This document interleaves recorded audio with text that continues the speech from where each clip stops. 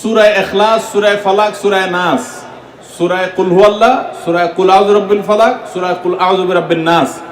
নবী করিম সাল্লাল্লাহু আলাইহি সাল্লামের পরিষ্কার হাদিস রয়েছে, যদি কেউ সকালে 3 কুল 3 বার করে পাঠ করে, সূরা ইখলাস 3 বার, সূরা ফালাক 3 বার, সূরা নাস 3 বার যদি কেউ পাঠ করে, সন্ধ্যার আগ পর্যন্ত সারা দিনের জন্য ওই পাঠকারী ব্যক্তি আল্লাহ তাআলার জিম্মায়, আল্লাহর হেফাজতে, আল্লাহর নিরাপত্তায় সে চলে যায়। একইভাবে যে ব্যক্তি সন্ধ্যায় পাঠ করে, মাগরিবের আগে বা পরে, আসরের পর থেকে নিয়ে মাগরিবের আগে কিংবা এশার আগ পর্যন্ত পুরো সময়ের ভিতরে যদি কেউ এই 3 কুল 3 বার 3 বার পাঠ করে, তো সারা রাত জুড়ে ওই ব্যক্তি, এই পাঠকারী ব্যক্তি আল্লাহ রাব্বুল আলামিনের নিরাপত্তায় প্রবেশ করে যায়।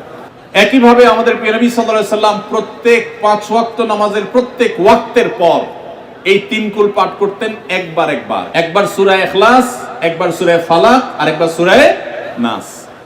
আমরা সবাই এই আমলগুলো করার চেষ্টা করব ইনশাআল্লাহ।